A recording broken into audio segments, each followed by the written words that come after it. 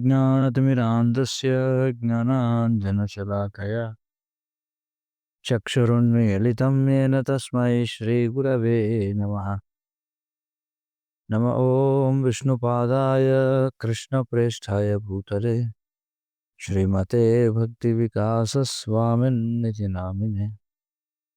नमः ॐ विष्णुपादाय कृष्णप्रेष्ठाय भूतले श्रीमते भक्तिवेदान्तस्वामिन्निति नामिने। नमस्ते सारस्वते देवे गौरवाणी प्रचारिणे निर्विशेषशून्यवादी पाश्चात्य-देशतारिणे। जय श्री कृष्ण चैतन्य प्रभु नित्यानंद श्री अद्वैत गदाधर श्रीवासादि गौरभक्तवृंद। हरे कृष्ण कृष्ण कृष्ण हरे हरे, हरे राम राम राम हरे हरे।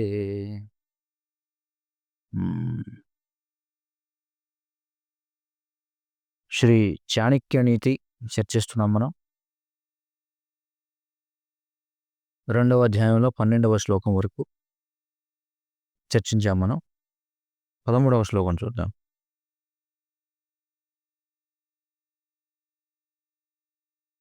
శ్లోకేన వా తదర్థేన తదర్థార్థాక్షరేణ వా అబంధ్యం దివసం కుర్యాత్ దానాధ్యయన కర్మభిః. శ్లోకేన వా తదర్థేన తదర్థార్థాక్షరేణ వా అబంధ్యం దివసం కుర్యాత్ దానాధ్యయన కర్మభిః. అనువాదం: రోజుకొక శ్లోకం నేర్చుకోండి, లేదా అందులో సగం నేర్చుకోండి, లేదా అందులో ఒక పంక్తి నేర్చుకోండి, లేదా పంక్తిలో సగమన్నా నేర్చుకోండి. ఒక్కరోజు కూడా అధ్యయనం చేయకుండా, దానం చేయకుండా, ఇతర పుణ్యకార్యాలు చేయకుండా గడపొద్దు అని చెప్పంటారు. అంటే ఒక్కరోజు కూడా ఆ రకంగా పోనివద్దు, ఇందులో చెప్పిన కార్యాలు ఏవి చేయకుండా అని చెప్పంటారు. ఏమేం చేయమంటున్నాడు? రోజుకు ఒక శ్లోకమైనా నేర్చుకోండి, లేదా సగమైనా నేర్చుకోండి, లేదా ఒక పంక్తి అయినా నేర్చుకోండి, లేదా అందులో సగమైనా నేర్చుకోండి అంటున్నాడు. ఏ రోజు కూడా అధ్యయనం చేయకుండా, దానం చేయకుండా, పుణ్యకార్యం చేయకుండా గడిచిపోనివ్వద్దు అని భాష్యం. ఏ విధంగా అయితే నీళ్లు చుక్కలు చుక్కలుగా పడుతూ తెల్లారేటప్పటికి ఒక పెద్ద పాత్ర నిండిపోతుందో, అదేవిధంగా క్రమక్రమంగా చదువుతూ ఉంటే వ్యక్తి విద్యావంతుడు అవుతాడు. తన యొక్క ఈ విధమైనటువంటి క్రమానుగత ప్రక్రియ ద్వారా ఎంతోమంది పండితులు మరియు భక్తులు వారు ఎన్నో వేల శ్లోకాలను గుర్తుపెట్టుకోగలుగుతున్నారు. బృహస్పతి ఉపదేశిస్తాడనమాట గరుడ పురాణం నుంచి. ఏమంటాడంటే, ఈ 5 కూడా మెల్లగా జాగ్రత్తగా చేయాలట. ఇప్పుడు చెప్పబోయే 5 మెల్లగా జాగ్రత్తగా చేయాలట. జ్ఞాన సముపార్జన, ధన సముపార్జన, పర్వతారోహణం అంటే పర్వతాన్ని ఎక్కడం, అలాగే సత్ప్రవర్తన నేర్చుకోవడం, అలాగే స్త్రీ దగ్గరికి వెళ్ళడం. ఈ 5 కూడా మెల్లగా చేయాలట. ఏమని చెప్పాడు? 5 మెల్లగా చేయవలసినవి, జాగ్రత్తగా చేయాలి. మెల్లగా మాత్రమే కాదు, మెల్లగా చేయాలి, జాగ్రత్తగా చేయాలి. జ్ఞాన సముపార్జన చేయడం ఒకటి, ధన సముపార్జన చేయడం ఒకటి, ఒక కొండను ఎక్కడం. కొండ మెల్లగా ఎక్కాలట, జాగ్రత్తగా ఎక్కాలట. అలాగే సత్ప్రవర్తన నేర్చుకోవడం, అది కూడా మెల్లగా చేయాలి, జాగ్రత్తగా చేయాలి. అలాగే ఒక స్త్రీని సమీపించడం అంటే స్త్రీ దగ్గరికి వెళ్ళడం అనే విషయం కూడా మెల్లగా చేయాలి, చాలా జాగ్రత్తగా చేయాలి. ఇది బృహస్పతి చెప్పినటువంటి విషయం. మరి ప్రపంచపు ఉద్ధరణ కోసం ఆహ్, ఈ ప్రాచీన సంస్కృత శాస్త్రాలు ఏవైతే వ్యాసదేవులు రచించారో మన కోసం. ఈ ప్రాచీనమైనటువంటి సంస్కృత శాస్త్రాలు. కాబట్టి వీటిని సంకలనం చేసినటువంటి వ్యాసదేవులు వారు వేదాన్ని విభజన చేశారు. ఆ! ఆయన ఏం చేశారాయన?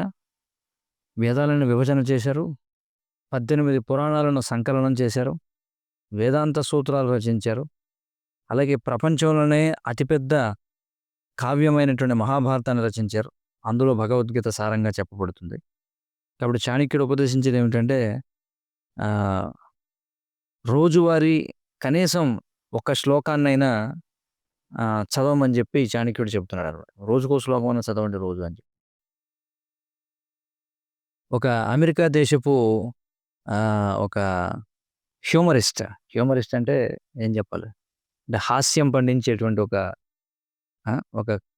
వ్యక్తి అన్నమాట.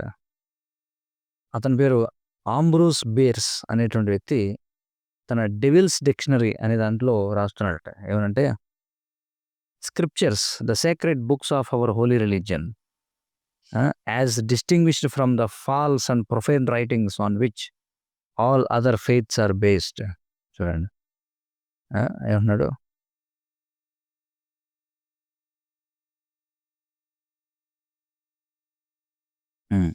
అంటే శాస్త్రాలంటే ఏమిటో ఇక్కడ నిర్వచనం చెప్తున్నాడు. ఎవరు? ఈ ఆంబ్రూస్ బియర్స్ అనేటువంటి ఒక ఈ ఈ హాస్య నటుడు అనుకోని చెప్పుకోవాలి. అతడు శాస్త్రం అనే దానికి నిర్వచనం ఏం చెప్తున్నాడంటే, అవి మన పవిత్ర మతానికి చెందినటువంటి, పవిత్ర ధర్మానికి చెందినటువంటి పవిత్ర గ్రంథాలవి.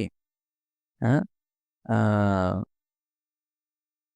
ఏవైతే అంటే ఈ శాస్త్రాలకి, ఇతర గ్రంథాలకి తేడా ఏమిటంటే ఇక్కడ చెప్తున్నాడు. ఈ శాస్త్రాలనేవి చాలా విలక్షణమైనటువంటివవి. ఎందుకంటే అవి మన విశ్వాసాలు వేటి మీదైతే ఆధారపడి ఉన్నాయో, అలాంటి తప్పుడు లౌకికమైనటువంటి రాతలు కావవి అని చెప్పి అంటాడు. ఎవరు? యాంబ్రోస్ బియర్స్ అనేటువంటి వాడు. అంటే శాస్త్రం అనేది వేరు, లౌకికమైనటువంటి గ్రంథాలు వేరు అని చెప్పి చెప్తున్నాడనమాట. హ్మ్. మరి చాలా ముందు చూపుతో చెప్పాడు అతను అని చెప్పి అంటున్నారు. బియర్స్ అనేవాడు ఆహ్, was of course taking a back handed swing at narrow-minded Western religionists who refuse to recognize universal scriptural truths because they appear foreign. చూడండి.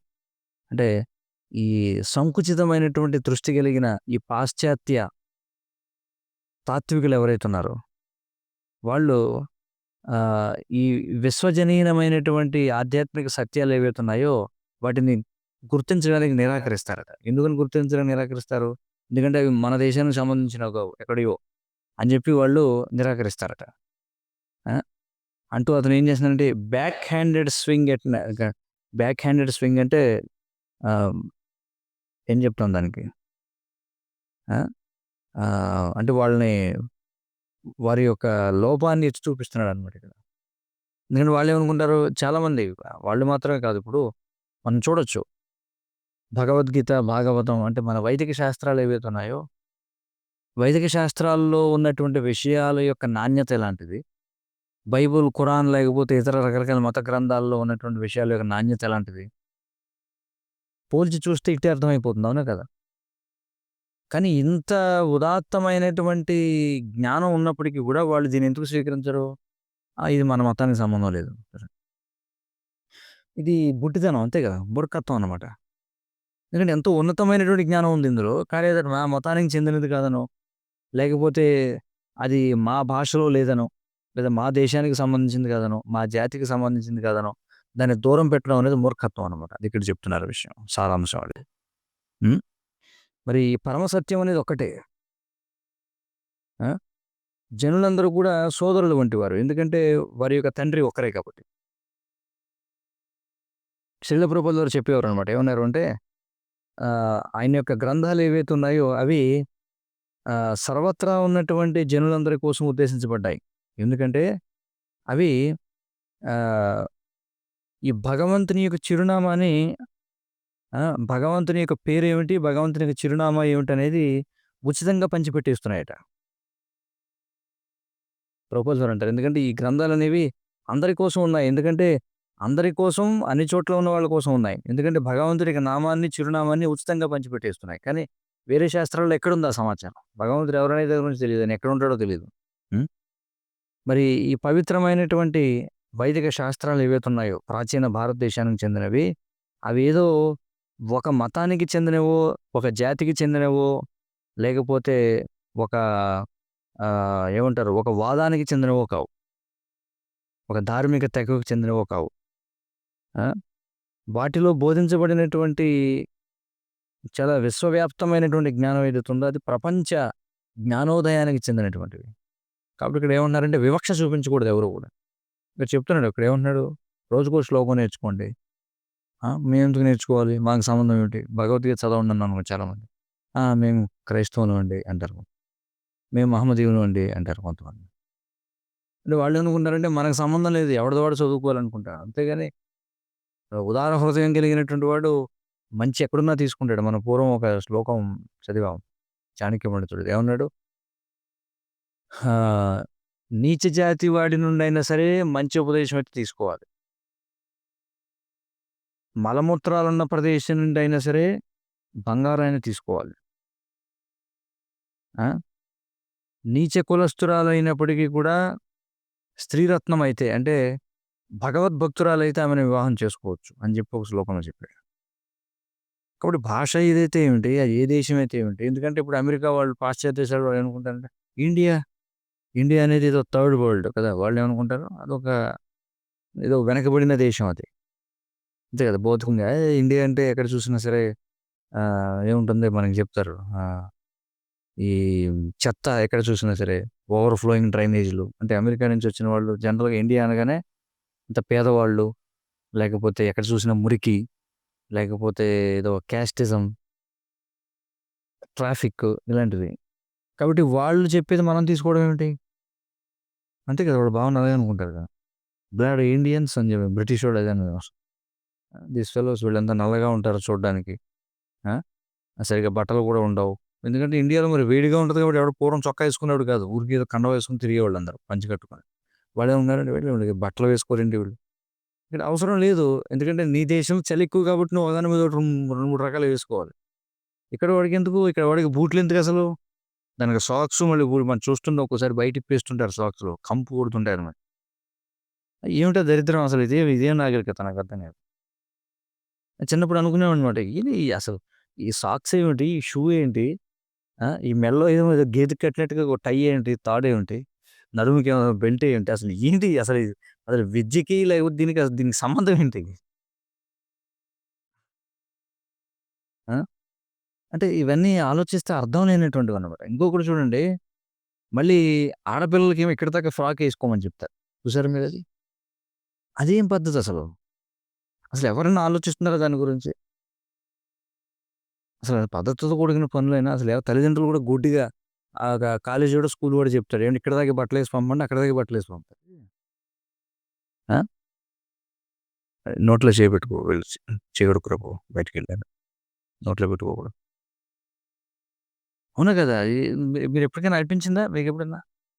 ఎందుకు ఇలాంటి యూనిఫార్మ్ పెట్టారు ఆడవాళ్ళకి ముఖ్యంగా ఇక్కడ దాకా ఏమిటది పద్ధతా అది చెప్పండి.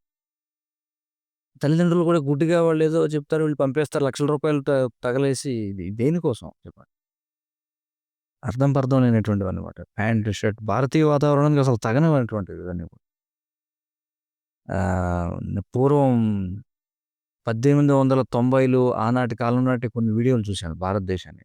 మొట్టమొదట వీడియో వచ్చినటువంటి కాలంలో తీసిన ఫోటోలు, వీడియోలున్నాయి కొన్ని. భారతదేశంలో బజార్ ఎలా ఉండేది. చూస్తే ఉండవు. చొక్కాలే ఉండవు. ఆ! ఎందుకంటే ఉష్ణమండలం ఇది. ఆ! కాబట్టి వీళ్ళంతా ఏమనుకుంటారంటే ఐరోపా వాళ్ళు, బ్రిటిష్ వాళ్ళు వచ్చినప్పుడు ఏమనుకున్నారు వీళ్ళంతా కూడా వీళ్ళు బార్బేరియన్స్ వీళ్ళంతా వీళ్ళని మనం సివిలైజ్డ్‌గా చేయాలి. వీళ్ళని నాగరికులను చేయాలి. వీళ్ళకి నాగరికత లేదనుకున్నారు వాళ్ళు. అందుకే వాళ్ళేమనుకున్నారంటే ఏదైతే వీళ్ళ శాస్త్రాలు ఇవన్నీ ఉన్నాయి. ఇవన్నీ కూడా కట్టుకథలు ఇవన్నీ కూడా కల్పితాలు ఇవన్నీ. కాబట్టి మనం వీళ్ళని నాగరికులను చేయాలి. కాబట్టి వీళ్ళని క్రైస్తవులుగా మార్చాలి. వీళ్ళని బాప్టిజం ఇవ్వాలి. ఇస్తే వీళ్ళు నాగరికులవుతారని చెప్పి అనుకున్నారు. అది పరిస్థితి. కాబట్టి ఇక్కడ ఏమంటున్నారంటే ఉదార స్వభావం ఉన్నటువంటి వాడు ఆహ్, మంచి అనేది ఎక్కడున్నా తీసుకుంటాడని. అంతేగాని వాళ్ళు హిందూ గ్రంథాల నుంచి నేనెందుకు తీసుకోవాలి అని అనుకోడు ఎప్పుడు కూడా. ఇది 19వ శ్లోకం. తర్వాత 14వ శ్లోకం. హ్మ్. కాంతావియోగః స్వజనాపమానం రుణస్య శేషః కునృపస్య సేవ. హ్మ్. కాంతావియోగః స్వజనాపమానం రుణస్య శేషః కునృపస్య సేవ. హ్మ్. ఇంకేమన్నాడు? దరిద్రభావో విముఖం చ మిత్రం వినాగ్నినా తే ప్రదహంతి కాయం. దరిద్రభావో విముఖం చ మిత్రం వినాగ్నినా తే ప్రహ ప్రదహంతి కాయం. ఏమంటాడు? భార్య నుంచి విడిపోవడం, స్వజనుల ముందు అవమానం పాలవడం, ఆ! తీరని అప్పు, దుష్టుడైనటువంటి రాజుకు చేసే సేవ, పేదరికము, అలాగే విడిచిపెట్టి వెళ్ళిపోయినటువంటి స్నేహితుడు. ఆ! ఆహ్, ఈ 6 రకాల భూతాలేవైతే ఉన్నాయో, ఒకవేళ ఒక వ్యక్తికుంటే వాడిని అగ్నిలాగా దహిస్తాయట ఈ 6 కూడా. చూడండి. ఆ! ఈ 6 రకాల ఏమంటారు? ఆహ్, దౌర్భాగ్యాలని చెప్పుకోవాలి ఒక విధంగా. ఈ 6 రకాల దురదృష్టాలు ఎవరినైతే ఏడిపిస్తుంటాయో వాడినవి అగ్నిలాగా కాలుస్తుంటాయట. ఏమిటవి? భార్య నుంచి విడిపోవడం ఒకటి. రెండవది స్వజనుల ముందు అవమానం పాలవడం ఒకటి. 3 తీరని అప్పు, దుష్టుడైనటువంటి రాజుకు చేసే సేవ, అలాగే పేదరికం, ఆ! వదిలి వెళ్ళిపోయినటువంటి స్నేహితుడు. ఈ ఆరు దరిద్రాలు ఎవరినైతే పట్టుకుంటాయో వాడినవి అగ్నిలాగా కాల్చుతుంటాయి అని చెప్పాను. హ్మ్. భాష్యం చెప్తున్నారు. వైదిక నాగరికత మనకి హ్మ్. వైదిక నాగరికత మనకేం చెప్తుందంటే వివాహాలు కావచ్చు, లేకపోతే ధార్మికమైనటువంటి సంస్కారాలు కావచ్చు, ఇవన్నీ కూడా గ్రహస్థితులను అనుసరించి సరైనటువంటి ముహూర్తాలు చూసుకొని, ఆ! చంద్రుని యొక్క గమనం ఎలా ఉందో చక్కటి చంద్రుని యొక్క స్థితిని చూసుకొని చేయమని చెప్తున్నాయి. ఎందుకంటే ఒకవేళ మీకు ఫలితం సక్రమంగా రావాలంటే అలా చేయాలి. ఇవన్నీ ముహూర్తం ఇవన్నీ కూడా చూసుకోవాలని చెప్తున్నాయి. హ్మ్. ఆహ్, కాబట్టి ఈ ముహూర్త శాస్త్రం ఏదైతే ఉందో అది ఎలాంటిదంటేనంట ఆహ్, జన్మకుండలిని తిరగేసి చెప్పడం లాంటిదట. చూడండి. అంటే ఏమిటట? హ్మ్. ఆ! అంటే ఏదైనా ఒక మంగళప్రదమైనటువంటి కార్యం పుట్టకముందే దానికొక మంగళప్రదమైనటువంటి సమయం చూసుకుంటాం. దాన్ని వివరిస్తున్నారు ఆ స్టేట్మెంట్‌ని. ఇప్పుడేం చేస్తాం ఒక మంగళప్రదమైనటువంటి పని చేయాలనుకుంటున్నాం. ఆ పని ఎప్పుడు చేయాలనేది ముందే నిర్ణయించుకుంటాం మనం. అంటే దానిని జన్మని ముందే నిర్ణయిస్తున్నాం మనం. ఆ! వివాహ కార్యాలు ఏవైతే ఆహ్, మంచి నక్షత్రం చూసుకొని చేస్తారో జ్యోతిష్యపరంగా అంటే అది కూడా ఆహ్, వరుడు, వధువు ఇద్దరి యొక్క నక్షత్రాలు అవన్నీ కూడా కలిసి చేస్తారో అవి అలాంటివి విడాకులకు దారి తీయడం అనే దానికి చాలా అవకాశం తక్కువ అని చెప్పి అంటున్నారు. హ్మ్. హ్మ్. అంటే ఆ విధంగా చక్కగా మనం వధూవరుల యొక్క నక్షత్రాలు కలిసేలా మనం చూసుకుంటే, విడాకులకు దారి తీసే అవకాశం తక్కువుంటుంది. లేదా ఇద్దరిలో ఎవరో ఒకరు చనిపోవడం అనేటువంటి అవకాశం కూడా తక్కువుంటుంది. లేదా దౌర్భాగ్యకరమైనటువంటి ఫలితాలు రాకుండా ఉంటాయి. ఎందుకంటే జ్యోతిష్యం అనేది కలిస్తే, కలవకపోతే ఇలాంటివన్నీ జరిగే అవకాశం ఉంటుంది. ఆ! మరి వైదిక శాస్త్రాల్లో విడాకులకి ఎలాంటి కార్యక్రమం కూడా చెప్పబడల. అన్నిటికి సంస్కారాలున్నాయి గానీ, విడాకుల సంస్కారం అనేది ఏమి లేదనమాట. అంటే విడాకులు తీసుకునేటప్పుడు దానికి ప్రత్యేక పూజలేమి లేవు. ఆ! కాబట్టి భార్యాభర్తలు కలిసి ఉండాల్సిందే. అంతేగాని విడిపోవడం అనేది లేనే లేదు. ఆ! కాబట్టి వైదిక విధానం ఏదైతే మరి విజయవంతమైనటువంటి వివాహం కోసం ఈ జాతకాలు సరిచూసుకోవడం అనేది శ్రీల ప్రభుపాదుల వారు కూడా దాని గురించి శ్రీమద్ భాగవతం 9వ స్కందం 18వ అధ్యాయం 23వ శ్లోకంలో చెప్పారు. ఏమంటారంటే వైదిక విధానాన్ని అనుసరించి తల్లిదండ్రులు ఆ వధువు మరియు వరుడు అంటే అబ్బాయి, అమ్మాయి యొక్క జాతకాలను ముందుగా చూసుకుంటారనమాట. ఎవరికైతే వివాహం చేద్దాం అనుకుంటున్నారో వారి జాతకాలు చూసుకుంటారు. మరి జ్యోతిష్య లెక్కల ప్రకారం అబ్బాయి, అమ్మాయి వారికి కలిసిందనుకోండి ప్రతి విషయంలో కూడా. అప్పుడు దాన్ని యోటకము అని చెప్పి అంటారట. మరి ఆ వివాహాన్ని అంగీకరిస్తారట. ఆ! 50 సంవత్సరాల క్రితం కూడా ఈ విధానం హిందూ సమాజంలో ఉండేది ప్రభుపాదుల వారు అంటున్నారు. హ్మ్. మరి అబ్బాయికున్నటువంటి ఐశ్వర్యంతోటి లేదా అమ్మాయికున్నటువంటి వ్యక్తిగత సౌందర్యంతోటి సంబంధం లేకుండా ఆ! ఆహ్, అంటే వాటిని పట్టించుకోకుండా అంటే అబ్బాయి ఎంత సంపన్నవంతుడైనా, అమ్మాయి ఎంత అందగత్తె అయినా సరే, జ్యోతిష్యపరంగా ఇద్దరికీ కలవకపోతే గనక వివాహం అనేది జరిగేది కాదు. ఆ! ఒక వ్యక్తి ఈ 3 వర్గాల్లో పుడతాడట. ప్రతి వ్యక్తి కూడా ఈ 3 వర్గాల్లో పుడతాడు. దేవగణం గాని, మనుష్యగణం గాని, రాక్షస గణం గాని. ఈ 3 గణాల్లో పుడతాడనమాట. హ్మ్. మరి విశ్వంలో వివిధ భాగాల్లో దేవతలుంటారు. అలాగే మరి రాక్షసులుంటారు. అలాగే మానవ సమాజం కూడా ఉంటారు. చూడండి. హ్మ్. కాబట్టి మానవ సమాజంలో కూడా కొంతమంది దేవతల్ని, అసురులను పోలి ఉంటారనమాట. ఆ! అంటే మనకి విశ్వంలో దేవతలున్నారు, రాక్షసులున్నారు. ఆ! అలాగే మానవ సమాజంలో కూడా కొంతమంది మనుషులు దేవతలను పోలి దేవతా లక్షణాలు కలిగి ఉంటారు. కొంతమంది రాక్షస లక్షణాలు కలిగి ఉంటారు. ఆ! మరి జ్యోతిష్య లెక్కలను అనుసరించి ఒకవేళ ఈ దైవ మరియు అసుర స్వభావాల మధ్య ఏమన్నా వైరుధ్యం ఏర్పడిందనుకోండి, అప్పుడు వివాహం అనేది జరగదనమాట. చేయకూడదు. కాబట్టి మనం చూసుకోవాలి మన గుణం ఏమిటి? దేవగణమా? మనుష్య గణమా? రాక్షస గణమా? అనేటువంటిది. అలాగే ప్రతిలోమ, అనులోమ అనేటువంటి లెక్కలు కూడా ఉన్నాయి మనం చూస్తే. ఆ!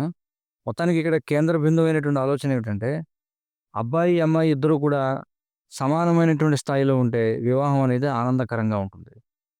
అవి సమానంగా లేకపోతే అది దుఃఖానికి దారితీస్తుంది. ఆ! మరి ఇప్పుడు వివాహం విషయంలో ఈ జాగ్రత్తలు ఎవరు తీసుకోవడం లేదు. అందుకే మనకి ఎన్నో విడాకులు కనిపిస్తున్నాయి. ప్రభుపాదుల వారు అంటున్నారు.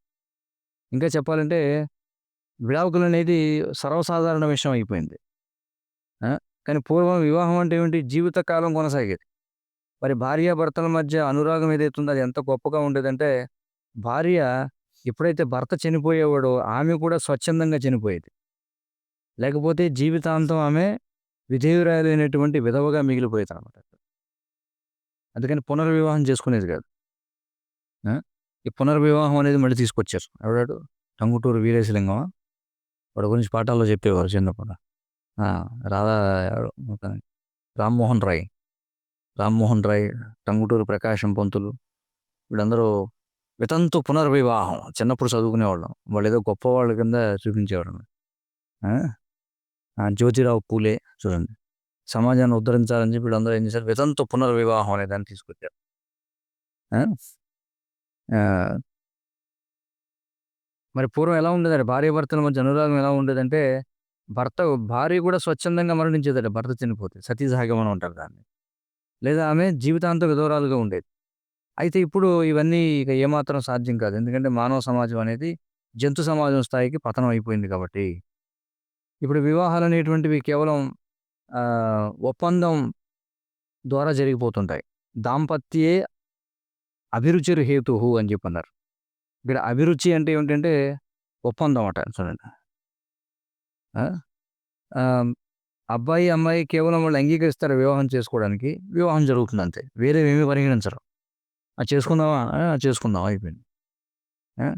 కానీ ఈ వైదిక విధానం ఎప్పుడైతే సక్రమంగా పాటింపబడదో, అప్పుడు వివాహాలనేవి తరచుగా విడాకులకు దారి తీస్తుంటాయి అని చెప్పి ప్రభుపాద వారు ఆ! కాబట్టి ఇదంతా ఎందుకు చెప్తున్నారంటే, ఈ 6 రకాల దౌర్భాగ్యాలు ఎవడినైతే పీడిస్తాయో వాడినవి కాల్చేస్తాయి అగ్నిలాగా అన్నారు కదా! అందులో మొదటి దాని గురించి వివరణ ఇస్తున్నారనమాట. ఏమిటంటే ఒక వ్యక్తి తన భార్య నుండి విడిపోవడం అనేది. కాబట్టి ఇలా విడిపోవడం అనేది ఎందుకు జరుగుతుంది అంటే వాళ్ళ జాతకాలు సక్రమంగా కలవకపోవడం వల్ల. అందులో గూడా ఏం జేస్తారంటే శాతం చూస్తారండి. ఎంత శాతం కలిసిందనేది చెప్తారు. చెప్తారా లేదా? తెలుసా మీకు? లేదా? చూస్తారు. అంటే ఎంత వరకు జత కుదురుతుంది? 90% కుదురుతుందా? 100% కుదురుతుందా? 80% కుదురుతుందా? కొంతమంది ఏమంటారంటే కనీసం 50% కలిస్తే కానివ్వమని చెప్పంటారు. అలాంటివుంటాయి. ఆ శాతం చూస్తారనమాట. ఎంత శాతం వాళ్ళకి వీళ్ళకి కలుస్తుంది. आपको बारे में हुई नहीं क्या? हाँ, సో, చూస్తారనమాట. కాబట్టి ఏమైనప్పటికీ ఇప్పుడు ప్రభుత్వం వారు ఏం చెప్తున్నారంటే, ఇవన్నీ పాటించకపోవడం వల్లే ఎక్కువగా విడాకులకు దారితీస్తున్నాయి. ఆ! ఇక రెండవది ఆహ్, స్వజనుల ముందు విశ్వాసాన్ని కోల్పోవడం. అంటే స్వజనుల యొక్క విశ్వాసాన్ని కోల్పోవడం అనేటువంటి దాని గురించి కృష్ణుడు అర్జునుడికి చెప్తున్నాడు. ఏమంటున్నాడంటే, "సంభావితస్య చ కీర్తిర్ మరణాదతిరిచ్యతే" అని చెప్పి అంటున్నాడు. ఒక గౌరవనీయమైనటువంటి వ్యక్తికి అపకీర్తి అనేది మరణం కంటే దారుణమైనదని చెప్పి అంటున్నాడు. అంటే స్వజనుల ముందు అపకీర్తికి పాల్గొవడం అంటున్నాడు. ఆ!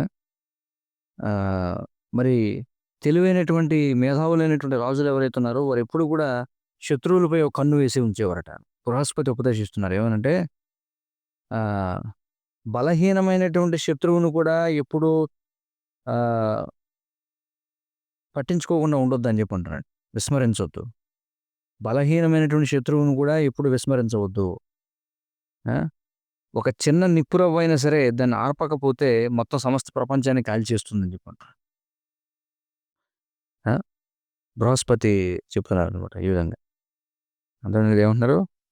ఆహ్, బలహీనమైనటువంటి శత్రువును కూడా విస్మరించకూడదు. ఎందుకంటే, ఒక చిన్న నిప్పురవ్వైనా సరే, దాన్ని ఆర్పకపోతే సమస్త ప్రపంచాన్ని దహించేస్తుంది కాబట్టి. ఇక శత్రువుగా మారినటువంటి స్నేహితుడి గురించి ఇక్కడ చెప్తున్నారు. చూడండి. ఎందుకంటే ఇక్కడ చెప్తున్నారు కదా! శత్రువుగా మారినటువంటి మిత్రుడు, వాడు కూడా అగ్నిలాగా దహిస్తాడని చెప్పన్నారు. ఓకే. ఇక్కడ a friend who has turned away. Turned away అంటే ఇక్కడ అర్థం ఏంటంటే శత్రువుగా మారినోడని అర్థం. ఇక శత్రువుగా మారినటువంటి స్నేహితుని విషయానికొస్తే విముఖం చ మిత్రం.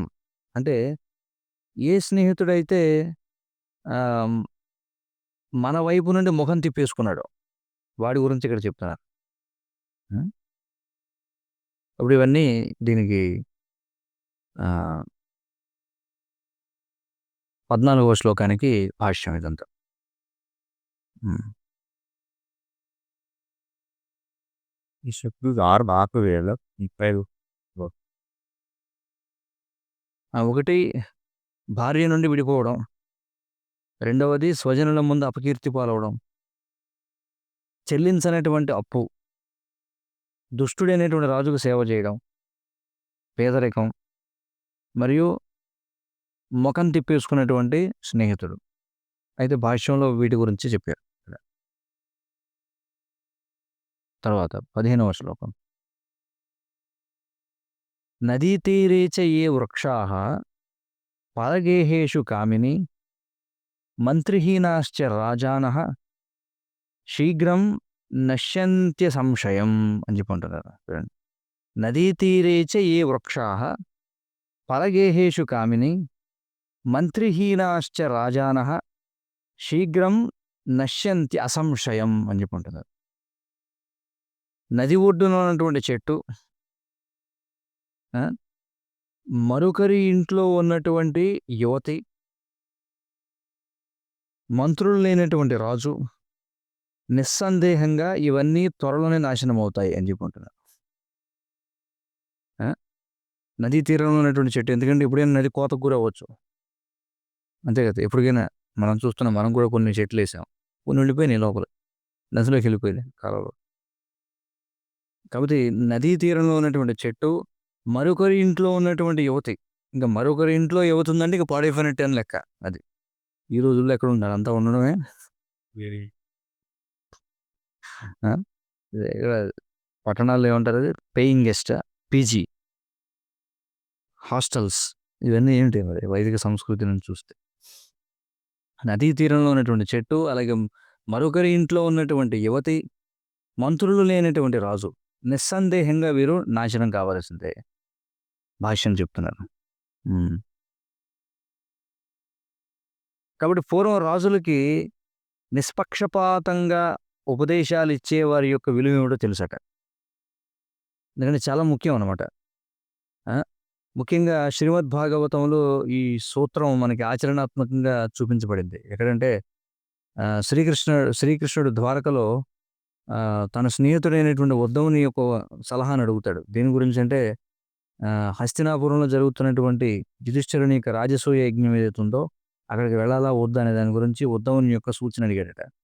దానికి ఉద్ధవుడు ఏమని బోధించాడంటే ఇది మనం శ్రీమద్ భాగవతం 10:71-2లో చూడొచ్చు. ఏమనంటే ఓ స్వామి, ఆహ్, ఋషి ఉపదేశించినట్టుగా మీరు ఖచ్చితంగా మీ బంధువు ఎవరైతే ఉన్నాడో, అంటే మీ యొక్క మేనల్లుడు ఎవరైతే ఉన్నాడో, ఎందుకంటే ఇక్కడ మేనల్లుడు కాదు ఏమంటాం మీ బావమరిది, మీ బావ, ఇక్కడ బావ అవుతాడు కదా!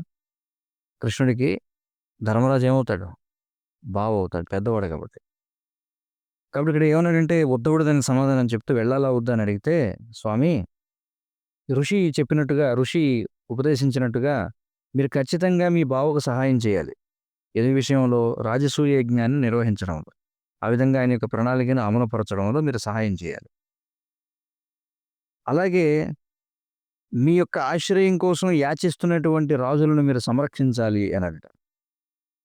మరి కృష్ణుడు ఉద్ధవుని యొక్క సలహాను ఖచ్చితంగా అనుసరించాడు. అనుసరించి ఆహ్, భీముని చేతిలో జరాసంధుడు మరణం పాలయ్యేలా ఆయన ఏర్పాటు చేశాడు. అలాగే మరి 1,00,000 మంది రాజులను విడుదల చేయించాడు. బందీగా ఉన్నటువంటి 1,00,000 మంది రాజులను విడుదల చేయించాడు. ఎందుకని బందీ చేశాడు 1,00,000 మంది రాజులను జరాసంధుడు? వారందరిని బలి ఇవ్వడం కోసం యజ్ఞం కుర్రాడు. అదనమాట.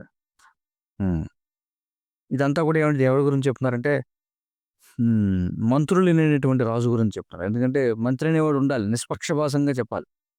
అంతేగాని అన్నీ కూడా రాజుకు నచ్చినవే చెప్పాడనుకోండి అలా కాదు. నిష్పక్క ని నిష్పక్షపాతంగా ఉండాలన్నమాట. ఎలాంటి పక్షపాతం వహించకూడదు. ఇక తర్వాత మరొకరి గృహంలో ఉన్నటువంటి రక్షణ లేని స్త్రీ గురించి చెప్తున్నారు. హ్మ్. బృహస్పతి నీతి శాస్త్రంలో గరుడ పురాణంలోది ఇది. బృహస్పతి నీతి శాస్త్రం. అక్కడ కూడా ఆయన ఆహ్, ఒక యువతి తన యొక్క శీలాన్ని కాపాడుకోవడం యొక్క ప్రాముఖ్యతను గురించి వివరిస్తూ ఆహ్, అలా కాపాడుకోకపోతే వచ్చే నష్టాల గురించి హెచ్చరిస్తున్నాడన్నమాట బృహస్పతి. హ్మ్.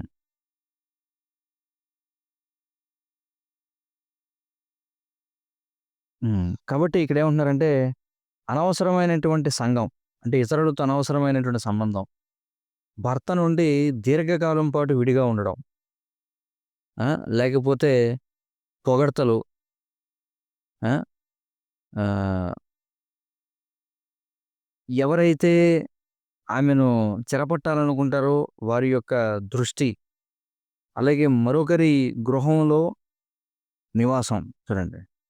ఇవన్నిటికి ఆయన హెచ్చరిస్తున్నాడనమాట. ఇవన్నీ కూడా మంచిది కాదు అని చెప్పి. ఆ!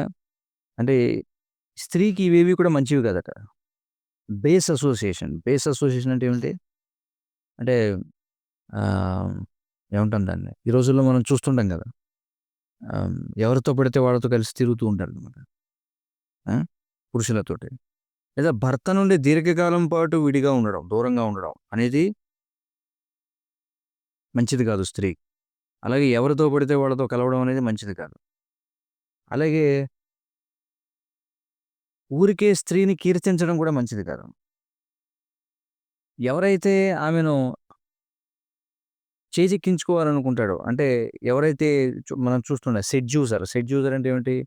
మెల్లగా ఆమెను లోబరుచుకోవడం కోసం ఆహ్, రకరకాలుగా మాట్లాడుతూ ఉంటారు. అంటే లోబరుచుకోవడం కోసం అంటే ఎలా మనం చూస్తుంటాం. వాళ్ళకి కావాల్సిన అవసరాలు తీర్చడం. మనం చూస్తుంటాం కాలేజీల్లో అక్కడ ఇక్కడ యువతీ యువకులు ఏం చేస్తుంటారు వాళ్ళు? వాళ్ళకి కావాల్సిన అవసరాలన్నీ ముందే తీర్చేస్తుంటారు అడగకుండా. అంటే ఎందుకు తీరుస్తున్నాడు వాడు ఆ విధంగా అంటే, లోబరుచుకోవడానికి ప్రయత్నం చేస్తున్నాడనమాట. అలాగే మరొకరి గృహంలో ఉండడం. ఇవన్నీ కూడా స్త్రీకి మంచివి కావు. ఎందుకంటే ఆమె శీలాన్ని నాశనం చేసేవి ఇవన్నీ కూడా అని చెప్పుకుంటున్నాడు. అలాగే ఏ పురుషుడైతే తన భార్యను విడిచిపెడతాడో దాని గురించి పరాశర ముని ఆహ్, ఎవరు పరాశర ముని? వ్యాసదేవుని యొక్క గొప్ప ఋషి అయినటువంటి వ్యాసదేవుని యొక్క ప్రఖ్యాతమైనటువంటి తండ్రనమాట. ఆ! ఆహ్, దాని గురించి గరుడ పురాణంలో పరాశర ముని చెప్తున్నారు. ఎవరి గురించి? తన భార్యని విడిచిపెట్టేటువంటి పురుషుని గురించి చెప్తున్నారు. ఏమంటున్నారంటే ఆహ్, ఎవరైతే యవ్వనంలో తన భార్యని విడిచిపెడతారో ఆ! వాళ్ళు తర్వాత 7 జన్మల పాటు స్త్రీగా పుట్టాల్సుంటుందట.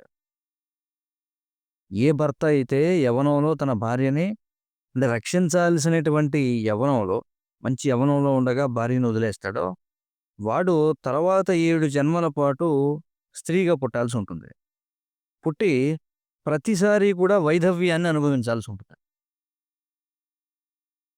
మీకు అర్థమవుతుంది కదా! యవ్వనంలో ఎవరైతే భార్యను వదిలేస్తారో, వాళ్ళు 7 జన్మల పాటు స్త్రీగా పుట్టి వైధవ్యాన్ని అనుభవించాల్సొస్తుంది. ప్రతి జన్మలోను కూడా అని చెప్పంటారు. హ్మ్. ఇక ఒక యువతి మరొకరి గృహంలో ఉండడం గురించి ఆ!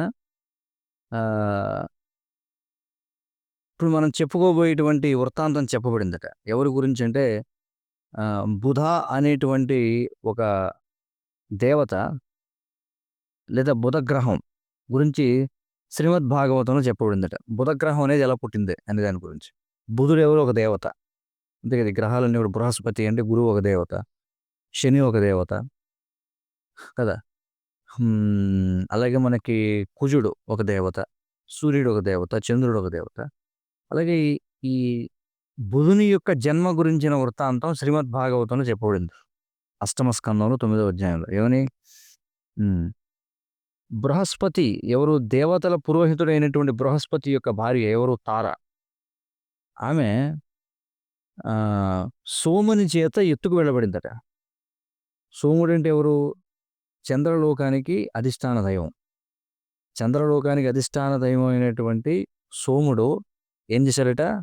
బృహస్పతి యొక్క భార్య అయినటువంటి తారను ఎత్తుకెళ్ళిపోయాడు. తత్ఫలితంగా గొప్ప యుద్ధం రగిలిందనమాట. ఆ! అందులో శుక్రాచార్యుడు, అలాగే అతని యొక్క అసుర అనుచరులు ఎవరైతే ఉన్నారో వారందరూ కూడా సోముని పక్షం వహించారు.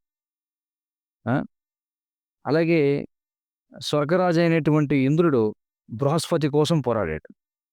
అంతిమంగా ఎప్పుడైతే తార సోముని గృహం నుండి రక్షించబడిందో, ఆ!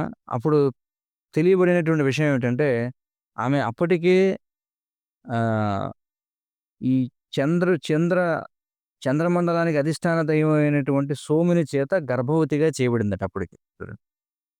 ఎవరు? బృహస్పతి భార్య అయినటువంటి తార, ఎందుకంటే సోముడు ఎత్తుకెళ్ళాడు గదా!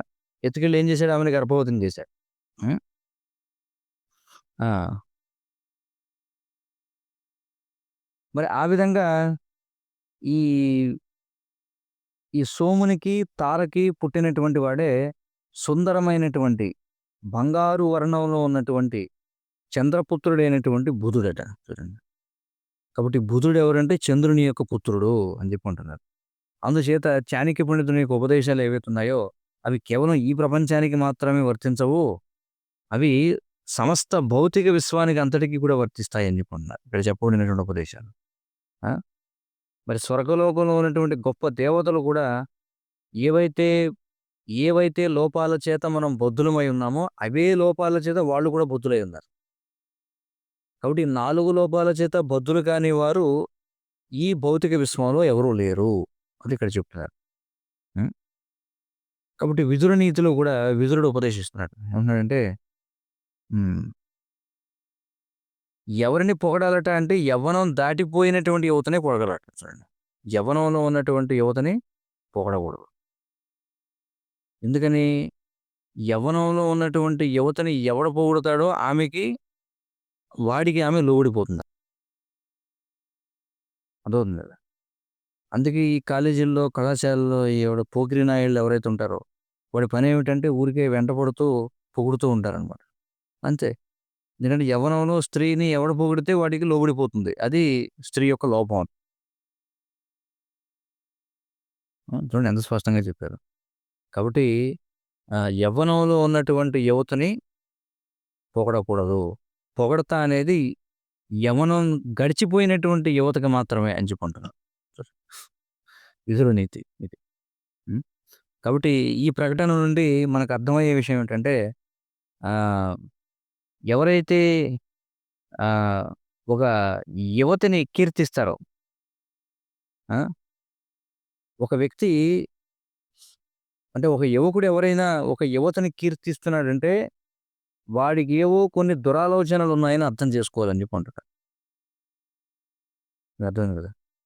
ఒక యువకుడు కావచ్చు, ఎవడైనా కావచ్చు. యవ్వనంలో ఉన్నటువంటి ఒక యువతిని ఒకడు కీర్తిస్తున్నాడంటే వాడికి ఏవో దురాలోచనలు ఉన్నాయి అనేది ఇక్కడ అర్థం చేసుకోవాలి అని చెప్పి. మరసలు ఈ నీతి శాస్త్రం దృష్ట్యా చూస్తే ప్రపంచం ఎలాంటి ప్రపంచంలో ఉన్నాం మనం. దారుణమైన సమాజంలో ఉన్నాం. హ్మ్. 16వ శ్లోకం. హ్మ్. బలం విద్యా చ విప్రాణాం రాజ్ఞాం సైన్యం బలం తథా బలం విత్తం చ వైశ్యానాం శూద్రాణాం పరిచర్యకం. బలం విద్యా చ విప్రాణాం రాజ్ఞాం సైన్యం బలం తథా బలం విత్తం చ వైశ్యానాం శూద్రాణాం పరిచర్యకం అని చెప్పన్నారు. సాక్షాత్కారమైనటువంటి జ్ఞానమే బ్రాహ్మణుని యొక్క సంపద. సైన్యమే రాజు యొక్క బలం. చూడండి ఇక్కడేమంటున్నారు. సాక్షాత్కారమైనటువంటి జ్ఞానమే బ్రాహ్మణుని యొక్క బలం. సైన్యమే రాజుకు బలం. ఆ! విత్తము అంటే ఏమిటి? అంటే పోగుబడినటువంటి అంటే పోగుబడి ఉన్నటువంటి సంపద ఏదైతే ఉందో అది వైశ్యుని యొక్క బలం. ఆ! సేవా వైఖరే శూద్రుని యొక్క బలం అని చెప్పన్నారు. ఆ! బ్రాహ్మణుని యొక్క సంపద ఏమిటి? సాక్షాత్కారమైనటువంటి జ్ఞానం. అంటే దాన్నే విజ్ఞానం అని అంటారు. జ్ఞానానికి, విజ్ఞానానికి తేడా ఏంటి? జ్ఞానం అంటే ఏమిటి? విజ్ఞానం అంటే ఏమిటి? జ్ఞానం అంటే ఊరికే తెలుసుకోవడం అంతే. విజ్ఞానం అంటే అనుభవపూర్వకమైనటువంటి ఇదన్నమాట. దాన్ని ఆహ్, విజ్ఞానం అని చెప్పి అంటాం. కాబట్టి విజ్ఞానమే బ్రాహ్మణుని బలం. సైన్యమే క్షత్రియుని యొక్క బలం. ఆ! నిలువ ఉన్న సంపదే వైశ్యుని బలం. సేవా వైఖరే శూద్రుని బలం. భాష్యం చెప్పారు. ఈనాటి నామమాత్రపు కుల వ్యవస్థ ఏదైతే ఉందో భారతదేశంలో అది మూలమైనటువంటి ఆహ్, సాంఘిక వ్యవస్థ ఏదైతే ఉందో వర్ణాశ్రమం అనే దానికి చాలా ఒక వికృతమైనటువంటి ప్రతిబింబం అని చెప్పి అంటున్నారు. ఇప్పుడున్నటువంటి కుల వ్యవస్థ. కృష్ణుడు అర్జునుడితో చెప్తున్నాడు. ఏమని చాతుర్వర్ణయం మయా సృష్టం గుణకర్మ విభాగశః. 4 వర్ణాలు నా నుండే ఉద్భవించాయి. ఆ! వీటి ఆధారంగా అంటే వారి యొక్క వ్యక్తిగత గుణాల ప్రకారంగా అలాగే వారు చేసేటువంటి పనిని అనుసరించి అని భగవద్గీత 4:13లో కృష్ణుడు చెప్పాడు. ఇక్కడ కృష్ణుడు చాలా స్పష్టంగా ఒక విషయాన్ని చెబుతున్నాడు. ఏమనంటే వ్యక్తిగత లక్షణాలు మరియు వారు చేసేటువంటి పనులే వర్ణాన్ని నిర్ణయించేటువంటి కీలకమైన విషయాలు. ఆ! మరి భగవద్గీత యొక్క తీర్పుననుసరించి చాణక్య పండితుని యొక్క నిర్ధారణ కూడా ఇదే. ఈ శ్లోకంలో మనం చూడొచ్చు. హ్మ్. చాణక్య పండితుడు ఇక్కడ ఏమని తెలియజేస్తున్నాడంటే, ఎవరైతే నిజంగా విద్యావంతుడై ఉంటాడో వాడినే బ్రాహ్మణుడని పిలవాలి. ఆ! అంతేగాని విద్య లేనటువంటి జన్మతః బ్రాహ్మణుడు ఎవరైతే ఉన్నాడో వాడు బ్రాహ్మణుడిగా పరిగణింపబడడు అని చెప్పి. హ్మ్. కలియుగంలో దాదాపుగా ప్రతి ఒక్కరు కూడా నాలుగో వర్గంలోనే పుట్టినటువంటి వాడు. కలవు శూద్రా సంభవః అని చెప్పాడండి. కలవు శూద్రా సంభవః. ఆ! మరి ఈ ఉదాహరణని పరిగణించండి అని అంటున్నారు. ఏమనంటే మీరు ఒక జెట్ లైనర్‌లో ఉన్నారట.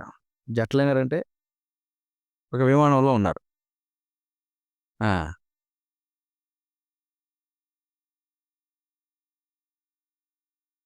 ఇక్కడ మీరు ఏం చేస్తున్నారంటే మీరు చూసారట పైలట్ కేవర్టింగ్ విత్ ద యంగ్ స్టీవర్డెస్ అంటే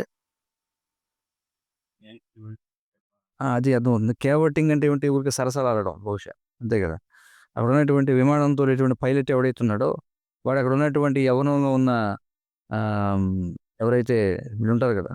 ఎయిర్ హోస్టెస్‌లు ఎవరైతే ఉంటారో వాళ్ళతో సరసాలాడుతున్నాడట. మీరు వెళ్లి అడిగారట, "ఏమయ్య విమానం ఎవరు తోలుతున్నారని" చెప్పి. వాడేమన్నాడంట, "పైలట్ గారు అబ్బాయి తోలుతున్నాడు" అన్నాడట. ఆ!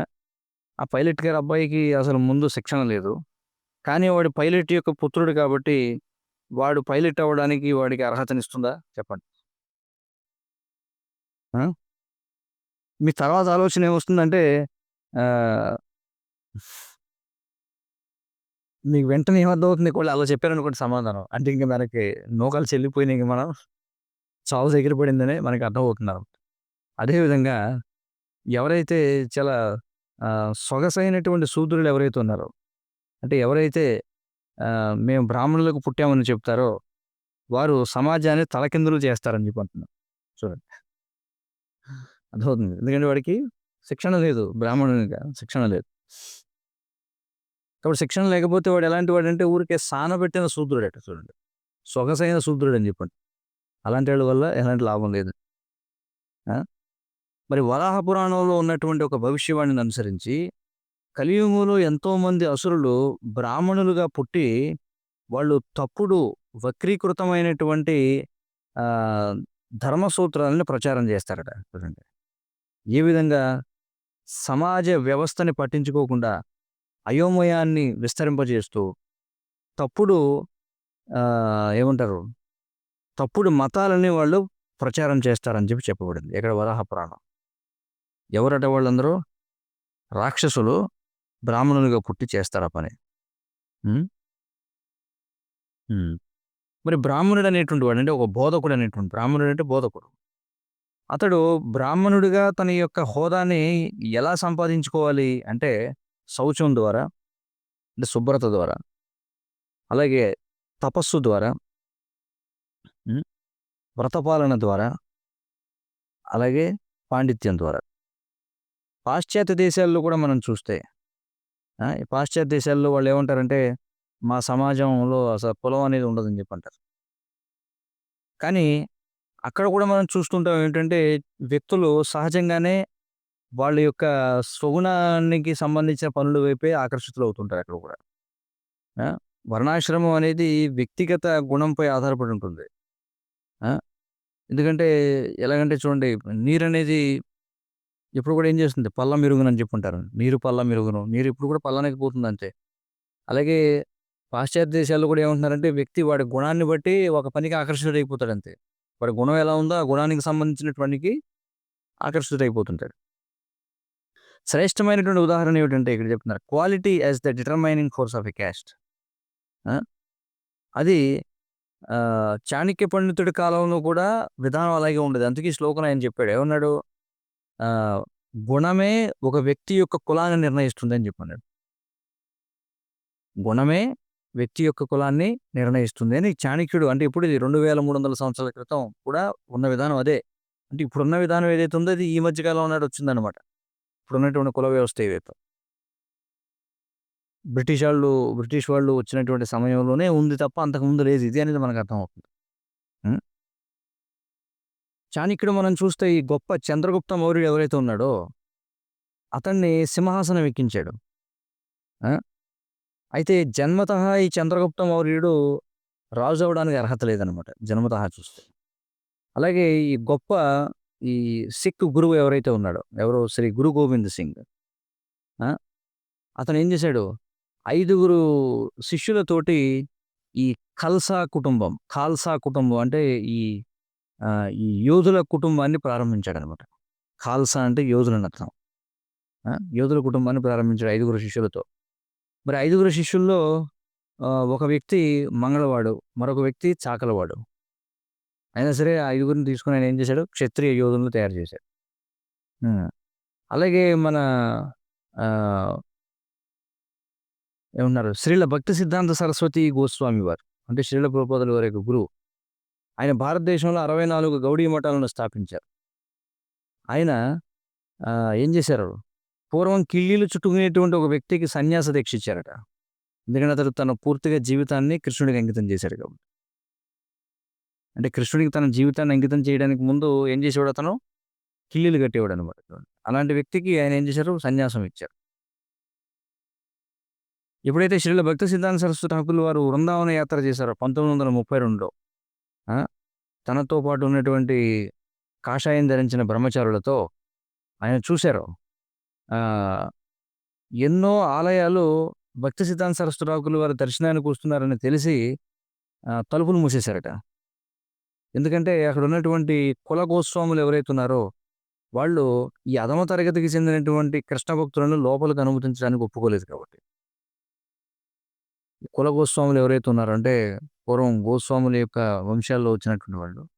వాళ్ళేమన్నారంటే వీళ్ళందరూ ఎవరు? వీళ్ళంతా కూడా బ్రాహ్మణులు కాదు పుట్టుకతో.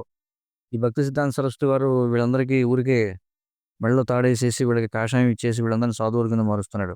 కాబట్టి వీళ్ళందరిని రానివ్వకూడదు మందిరాల్లోకి అని చెప్పి ఆయన ఏ గుడికెళ్తే ఆ గుడికి తలుపులు మూసేవాడు. ఆ! హ్మ్. మరి శ్రీల ప్రభుపాదుల వారు మరి ఆయనకి ఎలాంటి ఆశలు లేవు. అమెరికాలో బ్రాహ్మణులు దొరుకుతారనే ఆశలేమి లేవు ఆయనకి అమెరికా వెళ్ళినప్పుడు. ఆ! కానీ ఆయన ఏం చేశారు? ఒకరి తర్వాత ఒకరుగా ఒక బ్రాహ్మణుల యొక్క సైన్యాన్ని తయారు చేశారు. చూడండి. అమెరికా వెళ్ళినప్పుడు అనుకున్నారా ఆయన? నాకు బ్రాహ్మణులు ఎవరైనా దొరుకుతారు ఇక్కడ అని చెప్పి. అనుకోలే. ఆయన ఏం చేశారు? ఒకరి తర్వాత ఒకరుగా ఒక బ్రాహ్మణుల వర్గాన్ని తయారు చేశారు. ఆ! అది దేనిపై ఆధారపడినటువంటి బ్రాహ్మణులు వాళ్ళు గుణంపై ఆధారపడినటువంటి వాళ్ళు. అంతేగాని జన్మతః బ్రాహ్మణులు కాదు ఎవరు కూడా. అది. ఒక నిజమైనటువంటి బ్రాహ్మణుడు ఒక చింతామణితో పోల్చబడతాడనమాట. ఈ చింతామణి ఏం చేస్తుందంటే ఆహ్, ఒక ఏదైనా ఒక ఖనిజాన్ని బంగారంగా మార్చేస్తుంది. ఏదైనా దానికి ఏ ఖనిజం ముట్టించినా దాన్ని బంగారంగా మార్చేస్తుంది చింతామణి. కాబట్టి నిజమైన బ్రాహ్మణుడు అలాంటి వాడట. నిజమైన బ్రాహ్మణుని యొక్క సంఘంలోకి ఎవరొచ్చినా వాళ్ళని కూడా బ్రాహ్మణులాగా మార్చేస్తాడు. ఒక నిజమైనటువంటి బ్రాహ్మణుడు తన శిష్యునికి జ్ఞానాన్ని అందిస్తాడు. తద్వారా ఆ శిష్యుడు ఉన్నతి సాధిస్తాడు. కాబట్టి శ్రీల ప్రభుపాదుల వారు ఆయన ఇదే ఉదాహరణ ఇచ్చారనమాట. ఏమిటంటే తన పాశ్చాత్య శిష్యులకు యజ్ఞోపవీతాన్ని ఇవ్వడం ఏదైతే ఉందో, యజ్ఞోపవీతం ఇవ్వడం అంటే అర్థం వాడు ద్విజులని అర్థం. అంటే రెండవ జన్మ పొందుతున్నారని. దానికి ప్రమాణంగా దీనినే సూచించారు. ఏమిటి? చింతామణిని ఉదాహరణగా సూచించారు. ఆ! కాబట్టి జీవి యొక్క మొదటి జన్మ భౌతిక ప్రపంచంలో తల్లి యొక్క గర్భం నుండి జరుగుతుంది. రెండవ జన్మ ఆధ్యాత్మిక ఆహ్, ఏదైతే ఆధ్యాత్మిక సాక్షాత్కారం ఏదైతే ఉందో, అంటే జ్ఞానోదయం కలగడం ఏదైతే ఉందో అదే రెండవ జన్మ. మరి ఈ రెండవ జన్మ ఎలా కలుగుతుంది? అంటే ఈ జ్ఞానోదయం ఎలా కలుగుతుంది?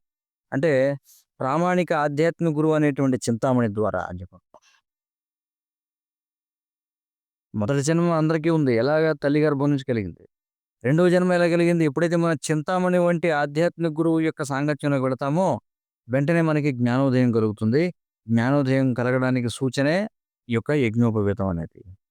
దాన్ని రెండవ జన్మ అని చెప్పారు. హ్మ్. కాబట్టి చాణక్యుడు ఏం చెప్పాడు ఈ శ్లోకంలో?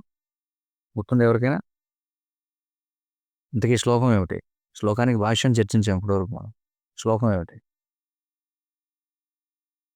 విజ్ఞానం బ్రాహ్మణుని బలం, సైన్యం క్షత్రియుని యొక్క బలం,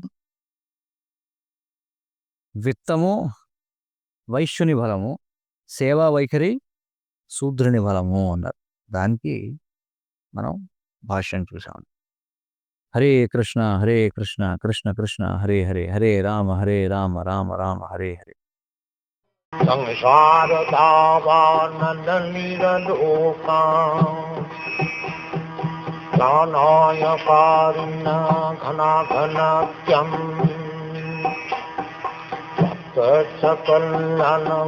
सकलनगुणार्णवस्य वन्दे गुरश्रीचरणारविन्दम्